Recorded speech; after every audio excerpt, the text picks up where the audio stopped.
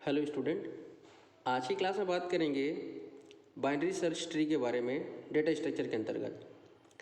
इससे पहले मैंने लीनियर सर्च के बारे में, सर्चिंग क्या है उसके बारे में वीडियो बनाया हुआ है। आई बटन के क्लिक पे उसका लिंक दे रहा हूँ, आप सर्चिंग देखिए। लीनियर सर्च को सीक्वेंशियल सर्च भी कहा जाता है। उदाहरण और एल्गोरिदम मैंने पहले ही बता दिया हुआ है, ठीक है। आप उसको जाके देख लीजिएगा। उसके बाद देखिएगा सर्चिंग का दूसरा प्रकार होता है बाइनरी सर्च, उसको देखते हैं, ठीक है। क्लास स्टार्ट करने से पहले यदि चैनल को सब्सक्राइब नहीं किया है तो सब्सक्राइब करके बेल आइकन को प्रेस जरूर कर दीजिएगा। बाइनरी सर्च ट्री, एक चीज़ और रिक्वेस्ट करूंगा आपसे मैं कि बाइनरी सर्च ट्री पढ़ने के लिए आपको ये पता होना चाहिए कि बाइनरी ट्री होता क्या है।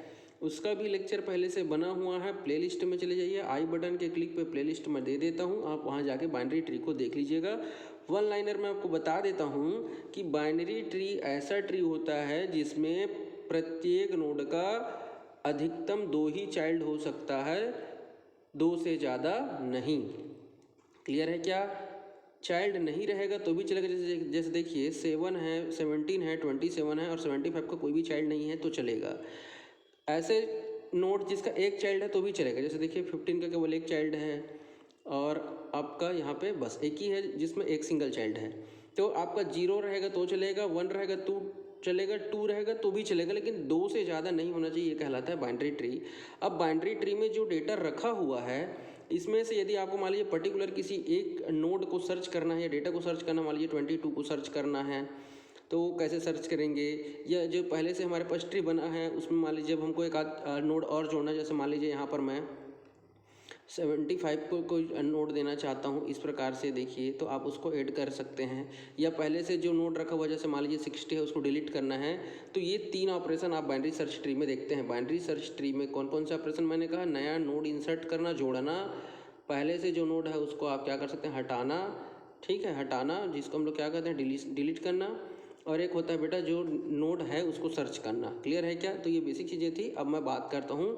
तो बाइनरी सर्च ट्री एक ऐसा बाइनरी ट्री है, या ये कहना चाहिए कि बाइनरी ट्री का ये क्लास है, ये उसी का ही एक वर्जन है कहना चाहिए, जिसमें जो डेटा रहता है जो वो एक क्रमबद्ध तरीके से व्यवस्थित रहता है।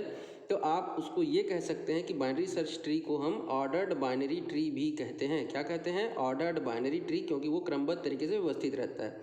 बाइनरी सर्च ट्री में अब देखिए प्रत्येक नोड का दो भाग होता है। एक होता है जो लेफ्ट में रहता है उसको हम लोग बोलते हैं लेफ्ट सब ट्री, बायां भाग, और एक होता है जो दाएं तरफ, उसको हम लोग बोलते हैं राइट सब ट्री। तो देखिए आपका ये वाला आपका हो गया लेफ्ट सब ट्री और ये वाला हो गया आपका राइट सब ट्री, ठीक है, लेफ्ट और राइट, इसी को मैंने यहाँ पे लिखा हुआ है। दूसरा चीज़ इसमें ऐड करिए, हमारा जो रूट नोड होता है वही सबसे पहला नोड होता है, हम उसको रूट नोड कहते हैं। तो रूट नोड का जो लेफ्ट में जो होगा वो रूट से छोटा होगा, मतलब उससे कम होगा, और जो राइट साइड में जो ट्री बनेगा, राइट सब ट्री, उसका जो मान है वो रूट नोड से अधिक होगा या उससे बराबर होगा। क्लियर हुई क्या बात? मैंने क्या कहा बेटा? रूट है, जैसे ये देखिए रूट नोड है, तो उससे छोटा होगा कौन? उसके बाईं ओर जितने भी नोड हैं वो सब छोटा होगा, और उससे बड़ा होगा कौन? जो उसके दाईं ओर में जो भी नोड हैं उनका मान रूट नोड से ज़्यादा होगा। यहाँ से आप देख पा रहे होंगे कि रूट में यदि 30 है बेटा, तो आपको दिख रहा है कि देखो उसके लेफ्ट में जो भी चीज़ें हैं, जैसे 15 है, 7 है, 22 है, 17 है, 27 है, 22 है, ये देखिए सभी की सभी 30 से छोटा है, 30 से छोटा है। और यदि मैं इसके राइट साइड में चलूँ तो राइट साइड में देखिए 60 है, 45 है, 75 है, ये सभी की सभी क्या है? रूट नोड से इसका वैल्यू जो है ज़्यादा है, बड़ा है। क्लियर है क्या? तो बराबर भी रहेगा तो भी उसके दाईं ओर जाएगा, ये देखिए स्पेशली मैंने लिख दिया यहाँ पे, ठीक है क्या? और जो नियम आपका यहाँ पर जो दूसरा और तीसरा पॉइंट में लिखा है वो नियम सभी के लिए फिर आगे भी लागू होगा। जैसे देखिए अब मैं इस ट्री की बात करूँ तो देखिए 15 यहाँ पे नोड रूट बन जाएगा, 7 और 22 उसका चाइल्ड हो जाएगा। तो यहाँ पर भी देखिए जो 15 के लेफ्ट में बेटा उससे छोटा है और 22 उससे बड़ा है। यदि मैं अगेन इस पर बात करूँ तो देखिए 17 उससे छोटा है तो लेफ्ट में गया, 27 बड़ा है तो आ गया। ये प्रोसेस आगे चलता रहता है। क्लियर है क्या? बात करें कि इसका फ़ायदा क्या है, क्या एडवांटेजेस है, क्यों यूज़ करें, तो बाइनरी सर्च ट्री में किसी भी डेटा को ढूंढना, सर्च करना बहुत आसान और सरल होता है। प्रत्येक नोड पर आपको वो क्या करता है? हिंट देता है कि आपका जो जिस डेटा को आप ढूंढ रहे हैं, सर्च कर रहे हैं, वो किधर होगा। जैसे मैं वापस चलता हूँ थोड़ा सा, जैसे देखिए आप मान लीजिए 22 को ढूंढ रहे हैं, तो आप ये बताइए जैसे ही आपको पता चला रूट में 30 है, 30 है, 22 को ढूंढ रहे हैं, तो क्या मैं इधर जाऊंगा क्या चेक करने? बिल्कुल नहीं जाऊंगा। क्यों? क्योंकि दाएं तरफ जितने भी है राइट साइड में सब बड़ा है, तो डायरेक्ट देखिए एक आपका जो एक हिस्सा है वो ऑटोमेटिक डिलीट हो जाता है, सिर्फ हम लेफ्ट पे चेक करेंगे। समझ रहे हैं क्या? तो इस प्रकार से वो क्या करता है, हर बार हमको हिंट देता है और डेटा को ढूंढने में मदद करता है। बाइनरी सर्च ट्री में अरे और लिंक लिस्ट दोनों की तुलना में डेटा जो है संरचना माना जाता है। मतलब आप क्या कहना चाह रहा है ये कि बाइनरी सर्च ट्री को अरे और लिंक लिस्ट की तुलना में ज़्यादा आसान और सरल कहता है, क्योंकि यहाँ पर डेटा को ढूंढना बिल्कुल सरल है, समय की कम लगता है, क्योंकि हर बार आपका क्या करेगा 50% भाग को डिलीट कर देता है, 50% भाग पर ही आप क्या करते हैं, सर्च वाला काम आप करते हैं। तो इस प्रकार से यहाँ पर बिग ओ लॉग एन ये जो है टेक्निकल वर्ड है। देखिए मेरे कहने मतलब ये है कि आपको ये जो डेटा जो आपका रहता है, जैसे कि n नंबर ऑफ डेटा है, तो इसको ढूंढने में कि कौन सा डेटा कहाँ पर है करके आप जब 1 बाय 1 स्टेप में आप सर्च करते हैं, तो उसके ढूंढने के लिए जो समय लगता है वो हमारा बिग ओ लॉग n समय लगता है। और इसे सबसे खराबी स्थिति कहा जाता है। जबकि डेटा को ढूंढने में यदि सबसे कम समय लगता है उसको हम लोग बिग ओ n कहते हैं। मतलब n मतलब यहाँ पे नंबर है, जितने नंबर, जैसे 5 है तो n का मान 5 है, या 6 है तो 6 है, ये कहने का मतलब यहाँ पर। ठीक है क्या? बात करें यदि यह अरे और लिंक लिस्ट की तुलना में इंसर्शन और डिलीशन करने को जो है बहुत ही तीव्र गति से करता है। ये कैसे करता है वो मैं आपको एग्जांपल में बताऊंगा तो समझ में आ जाएगा। 3 ऑपरेशन परफॉर्म कर सकते हैं बाइनरी सर्च ट्री में। मैंने पहले ही कहा नया नोड आप जोड़ सकते हैं। तो बाइनरी सर्च ट्री में नया नोड को जोड़ना है, कैसे जोड़ना है ये हम पढ़ेंगे inserting in binary search tree में। बस इतना याद रखिए कि बाइनरी BST मतलब बाइनरी सर्च ट्री है। बाइनरी सर्च ट्री में जब नया नोड जोड़ते हैं उसको हम लोग इंसर्शन ऑपरेशन कहते हैं। पहले से जो बाइनरी ट्री में जो डेटा है उसको डिलीट करना है, हटाना है, तो उसके लिए हम डिलीशन का उपयोग करते हैं। और बाइनरी सर्च ट्री में किसी विशेष डेटा को का पता लगाना है कि वो कहाँ पर है, उसको हम लोग क्या कहते हैं, सर्चिंग कहते हैं। अब एक एक करके मैं सबको उदाहरण बताते चलता हूँ आपको। देखिए सबसे पहले मैं आपको ये देखिए उदाहरण मैंने लिखा हुआ है। अब ये इंसर्शन का भी काम करेगा और हम कैसे ट्री बनाएंगे, तो यहाँ पे 2 तरीके से क्वेश्चन बनेगा। बोलेगा कि ये डेटा दिया गया है, इसके लिए आप बाइनरी सर्च ट्री बनाइए, ये कहेगा, या आपसे कहेगा कि इंसर्शन ऑपरेशन को परफॉर्म करके दिखाइए। तो सबसे पहले आप याद रखिए कि जो सबसे पहला नोड रहता है उसी को हम लोग रूट नोड बनाते हैं। तो ट्री में सबसे पहले कौन आएगा, 43 आएगा, उसी को रूट नोड पर मानेंगे। अब अगला एलिमेंट जो भी है, जैसे यहाँ पे कौन आ रहा है, 10 आ रहा है, तो हम क्या करेंगे, रूट के साथ उसका तुलना करेंगे। छोटा है तो लेफ्ट में जाएगा और बड़ा है तो राइट में जाएगा। क्लियर है क्या? और यही प्रोसेस हमारा चलता रहता है। क्लियर है? यदि छोटा है तो बेटा लेफ्ट में जाएगा, और नहीं है तो अन्यथा की स्थिति में वो आपका कहाँ जाएगा, राइट में जाएगा। तो देखिए सबसे पहला 43 आया, उसको हम लोग रूट मानेंगे। अब कौन आया, 10 आया, 10 कहाँ जाएगा, लेफ्ट में जाएगा, राइट में जाएगा? चूँकि 43 से छोटा है तो लेफ्ट में जाएगा। ये देखिए बन गया, उसको लेफ्ट में डाल दिए। अब अगला वैल्यू कौन आया, 79। अब ये बताओ भाई 79 जो है वो 43 से तो बड़ा है ना, तो बड़ा है मतलब बेटा राइट में जाएगा। ये देखिए राइट में चले गया। अब देखिए जो हमारा 43 है उसमें अधिकतम 2 चाइल्ड हो सकता था, एक लेफ्ट में एक राइट में आ गया।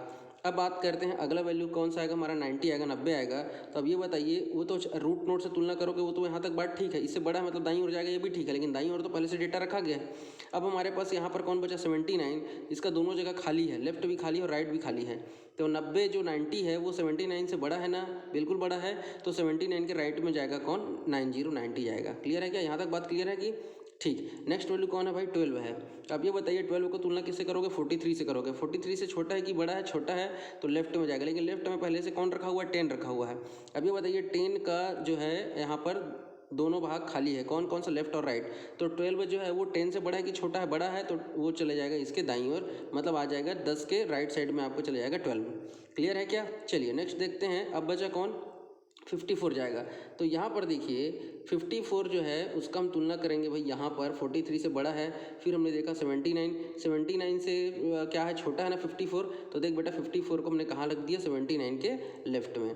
अब आएगा 11, तो 11 जब आएगा तो सबसे पहले मैं क्या करूँगा, 43 से तुलना करूँगा तो लेफ्ट में जाएगा, फिर मैं 10 से कंपेयर करूँगा, तो 10 से बड़ा है तो इधर जगह खाली तो जरूर है, लेकिन वो जाएगा नहीं, क्यों, क्योंकि उससे तो छोटा है, मतलब 10 छोटा है ना 11 से जी, 11 से छोटा है, तो क्या करेगा, राइट साइड देखेगा, राइट साइड में पहले से ही कौन रखा हुआ है, 12 रखा हुआ है, जगह खाली नहीं है। हाँ लेकिन 12 के लेफ्ट और राइट में जगह खाली है, तो छोटा है 12 से 11, जो ढूंढ रहे हैं 11 वो 12 से छोटा है, तो इधर जाएगा बेटा लेफ्ट में, तो 12 के लेफ्ट में 11 आएगा। ये देखिए यहाँ पर 11 आ गया। अब बचा कौन, 9 बचा है। तो देख बेटा यहाँ पर फिर से मैं यहीं पे बता देता हूँ, 43 से चेक करेगा, लेफ्ट में आएगा 10 और 10 से छोटा है ना तो लेफ्ट में जाएगा, तो 9 आ जाएगा यहाँ पर 10 के लेफ्ट में। ये देखिए इस प्रकार से आपका हो गया। बचा केवल कौन, 50। तो अब ये बताइए राइट में जाएगा, बिल्कुल राइट में जाएगा। राइट में जगह खाली है क्या, बिल्कुल राइट में खाली नहीं है जगह। तो अब क्या करेगा, जो भी है उससे कंपेयर करो, 79 से तुलना करो, छोटा है तो लेफ्ट में तो जगह पहले से ही भरा हुआ है। अब 54 से कंपेयर करके देखो, लेफ्ट में जाएगा यदि छोटा है, राइट में जाएगा यदि बड़ा है। तो 54 से छोटा है 50, इसलिए कहाँ चले जाएगा, 54 के लेफ्ट में जाएगा 50। इस प्रकार से इस तरह से बन गया आपका फाइनल बाइनरी सर्च ट्री। तो ये है आपका इंसर्शन ऑपरेशन भी हो गया, और नया ट्री कैसे बनाते हैं, क्रिएट कैसे करते हैं बाइनरी ट्री, वो भी आपको दोनों एक ही साथ समझ में आ गया। क्लियर है क्या। रही बात बेटा एग्जाम्पल की, तो यदि क्वेश्चन पेपर में क्वेश्चन लिखा रहेगा कि इसके लिए बाइनरी सर्च ट्री बनाओ, तो इसी को बनाना पड़ेगा। अन्यथा की स्थिति में आप 5-6 डेटा लेके भी आप अपने मदद से कुछ भी जो है रेंडमली नंबर ले लेना और ट्री बना लेना, याद करने की आवश्यकता नहीं है। क्लियर है क्या। अब चलिए डिलीशन की बात करते हैं, डिलीट करते हैं। तो देखिए यहाँ पर मेरे पास तो पहले से ये ट्री बना बुनाया है। अब मैं इसमें से क्या करता हूँ, डिलीट करके दिखाता हूँ किसको। देखिए मैंने यहाँ पे 79 को कहा है कि मैं 79 को डिलीट करना चाहता हूँ। तो देखो बाबू, जब आप 79 को डिलीट करोगे तो ये 79 अपने आप में एक पेरेंट है नहीं।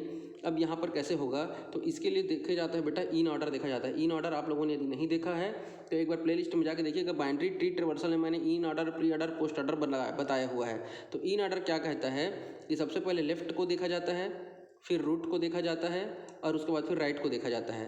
तो यदि मैं इसके लिए देखूँ 79 के लिए, तो देख बेटा यहाँ पे मैंने थ्योरी ग्रुप में लिख दिया है, जब 79 को आप डिलीट करना चाहते हैं तो ये देखिए कि उसके लेफ्ट और राइट में क्या क्या रखा हुआ है।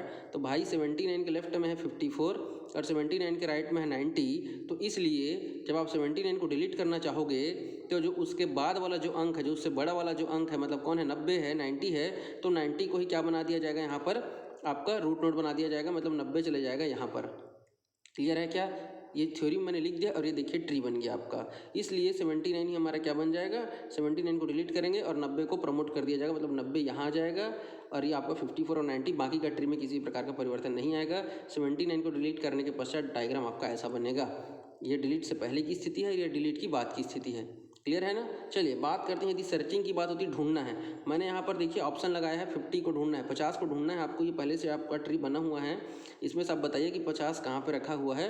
तो सबसे पहले क्या करेंगे, देखिए रूट नोट से शुरू करते हैं। पहला स्टेप में आप रूट नोट में जाइएगा, रूट में क्या है 43 है और आपको ढूंढ रहे हैं बेटा 50। तो आप ये बताइए लेफ्ट में सर्च करोगे कि राइट में सर्च करोगे। तो अब यह सब भाई जो ढूंढ रहे हैं वो बड़ा है, तो हम कहाँ ढूंढेंगे, राइट में ढूंढेंगे। देखिए रूट नोट से स्टार्ट करेंगे, जो हमको जो ढूंढना है 50 है और वो हमारा रूट नोट से क्या है, बड़ा है, मतलब हम राइट साइड में सर्च करेंगे। राइट साइड में देखो 79 मिलेगा। अब 79 से कंपेयर करेंगे 50 को, तो 79 से 50 जो है वो छोटा है, और छोटा है मतलब उसके लेफ्ट में जाएगा, राइट में तो बड़ा है। फिर से लेफ्ट में जाएंगे, थर्ड स्टेप में आ गए 54 पे। 54 का फिर से तुलना करेंगे हम 50 से, तो जो 50 है बेटा वो 54 54 से क्या है, बिल्कुल छोटा है। छोटा मतलब फिर से हम क्या करेंगे, बाईं और लेफ्ट की ओर ट्राई करेंगे, क्योंकि दाईं ओर तो कोई भी वैल्यू है ही नहीं वैसे भी। फिर हमको पता चला कि 54 के लेफ्ट में ही जो 50 रखा हुआ है उसी को हम ढूंढ रहे थे। इस प्रकार से मेरा सर्चिंग समाप्त हो जाएगा और मेरा सर्चिंग जो सक्सेसफुल भी हो गया है। क्लियर है क्या। तो उम्मीद करता हूँ आपको लेकर समझ में आया होगा। पसंद आया तो लाइक कर दीजिएगा, कमेंट करके बताइएगा वीडियो कैसा लगा, और चैनल को सब्सक्राइब करना तो बिल्कुल नहीं भूलेंगे। मिलेंगे नेक्स्ट लेक्चर में। वीडियो देखने के लिए बहुत बहुत धन्यवाद। जय हिंद, जय भारत।